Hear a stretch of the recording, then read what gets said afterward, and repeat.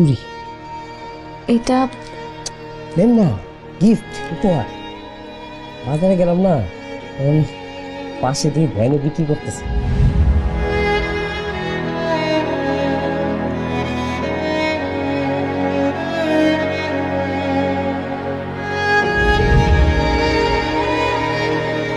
আরে ভাই, আপনি এখানে লুকে আছেন কেন? এই যে এই চা, আমি তো চা চাই নাই। এই চায়ের জন্য তো এত কাহিনী। এই জন্য তো আমি নিজে আপনার জন্য চা বানিয়ে নিয়ে আসছি।